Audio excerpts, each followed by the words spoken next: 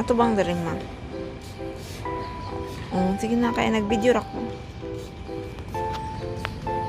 Walking namin all around. It's so cool.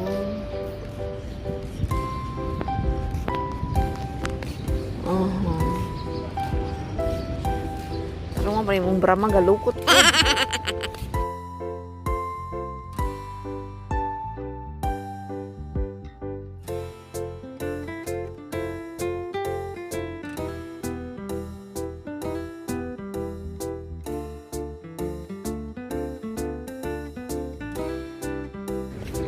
Ang sa tawag aning bulaka mo?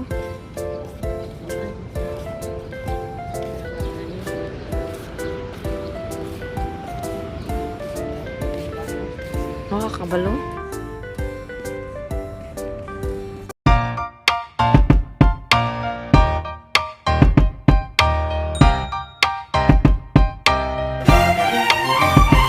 So, after namin maglakad sa labas and then kumain kami for breakfast, ayan, balik tulog si mama dahil hindi ma-okay yung pakiramdam niya.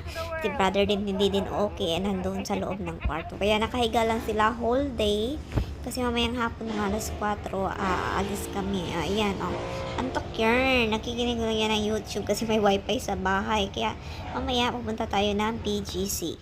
So much more, we are here in Watson. Bumili kami ng gamot para sa sipon, lagnat, and so much sore throat dahil yun nga nilalambing at hindi nga okay. Paglantaw. Ato bang ma? Okay. Sige ma. Ang ito'y.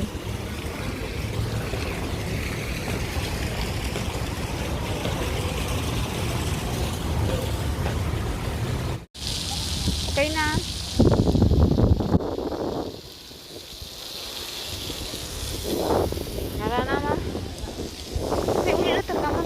Mapa.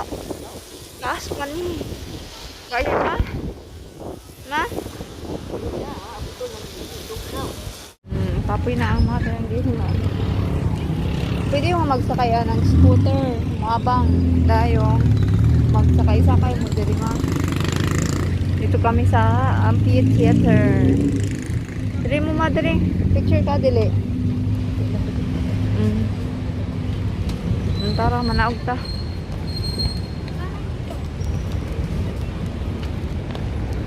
Tuloy. Mag-last walk taro.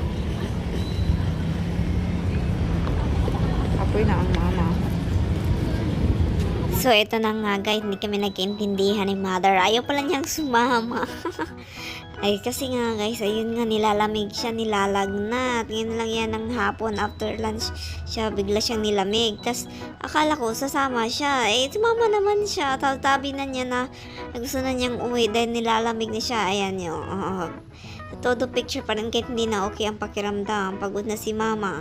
Hindi pa kami nakakalahati niyan kakarating lang namin. Sabi niya, sige na, okay na to But anyway guys, ayun, nilagnat si mama pagkagabi niyan. Talagang gising ako every 4 hours para magpainom ng gamot sa kanya. At si brother kasi kinabukasan flight na nila. And thanks to God, naging okay lang naman si mama. Medyo merong ubo lang. Yun lang yung naiwan. So, si brother din, same din sila. Kaya nakabili kami talaga ng gamot. Kaya sabi ko, sulitin na to kasi nandito na tayo Sayang naman. Grabe talagang lakaran namin. Pero nakaya naman ni mama. And then, mga less than 1 hour lang kami dito guys. Umuwi din kami kasi nga nilalamig si mama. Si brother medyo okay na ka. Pero meron pa siyang sipon at ubo dito. Sige ma, videohan na ako. Tawon ko ng mama man. Ako nang naunga. Huwag na kayo. Dali-dili ka doon Ay, sa mamaya na anong other advertisement.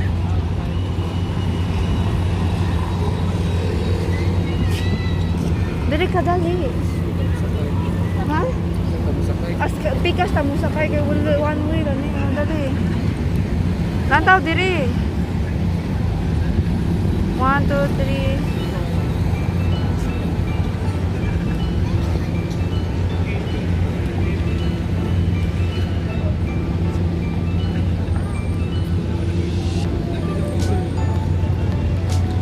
Ka magpicture na?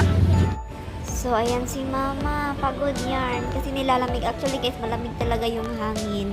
Nandito kami sa High Street in front ng, malapit lang to sa market. So, dito lang kami nag-antay ng aming Grab taxi para kasi nag-book ako dito. Malapit sa fully book. Ito yung booking area ko kasi palagi mas mabilis dito compared sa iba. I'm not sure. So, yes, gusto na ni Mama umuwi.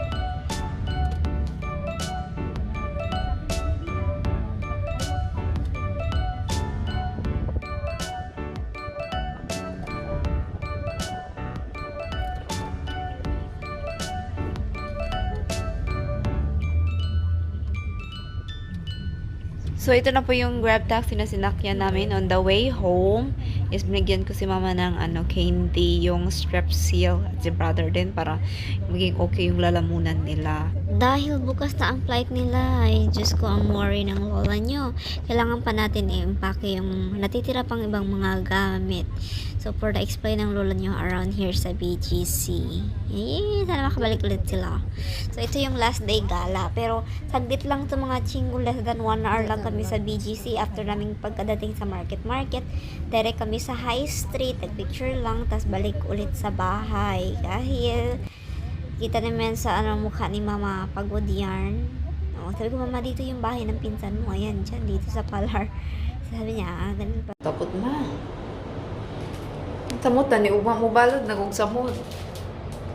Manang dodoy. Mama, larga na sa ugma. Alam? Andan pa mo. Tara na, 17 na.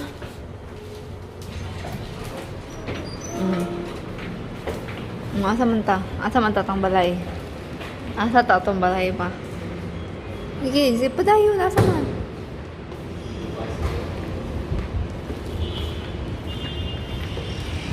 Asa man to ma? Asa to ma? Asa ato? Asa ma?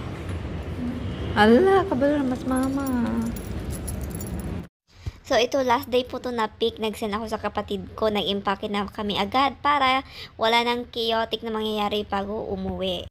So, ito, picture muna kasi nasasayangan kami sa may wine pa kaming hindi nainom. Thanks to Unisha yung nagbigay nito before. So, hindi talaga namin nainom dahil ayun nga, nagkasakit ng mga person. Yes! Ready to go na mother. Dudoy. Dudoy! Pag-tip-on lang na. Ilang dalawon. Nasa ground na tamang. Sige, go. Labas. So, nandito kami sa labas ng lobby. Nag-aantay kami ng Grab taxi. Nag-book lang ako online. Hindi ko na sila hinatid. Kasi naman mas okay, mas diretso na. Kasi hindi naman pwede magtagal maghatid sa airport. Kaya, ayan. Sige, ingat kayo. Bye-bye. Prank ka doy? Dire, likod na lang. Tatagay ra siya. Pag na-expressway, 45 peso kayo. Sige, bye-bye.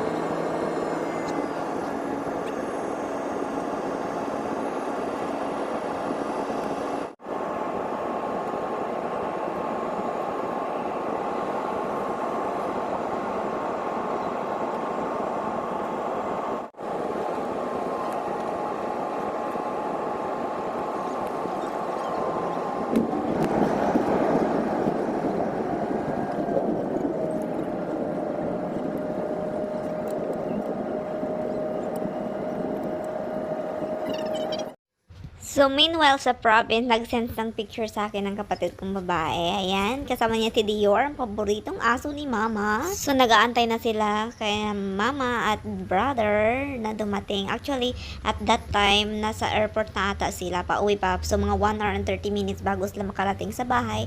At hapon na. So, nakaabang na ang mga aso namin. Yes guys, maraming aso sa bahay, kaya beware of dogs po talaga. Wag talaga kayong bastang pumunta doon. Kung pupunta kayo, magpaalam kayo or mag-message kayo muna bago dumating sa bahay dahil Diyos ko, madami kaming aso. As in.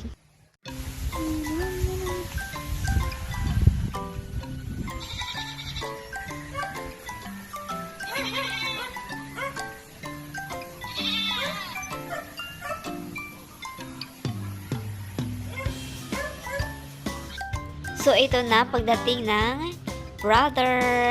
Last si Mama pagdating, kinuha muna ni Papa, tas si brother yung nag-drive. So, ayan, excited diba sila, ano?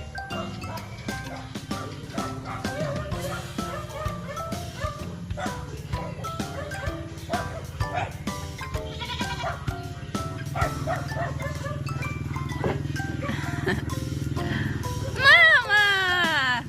Na, Mama! I want to Mama to do this.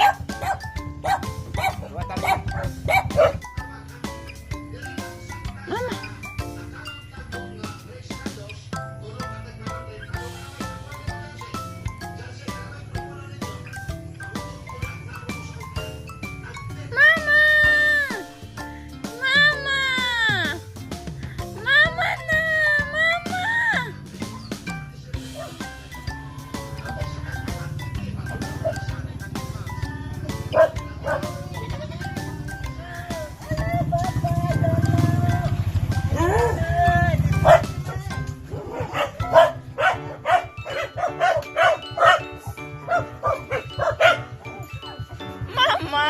Gaulat sila ni Mama. Mama, gaulat sila ni Mama. Si Mama manggod. Si Babang oh, gimingaw gusto ba?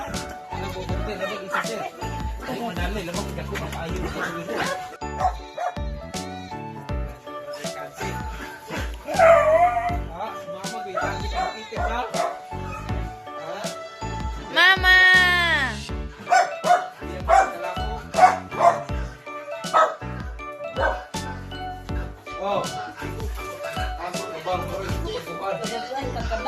Bang, Mama bang. Mama.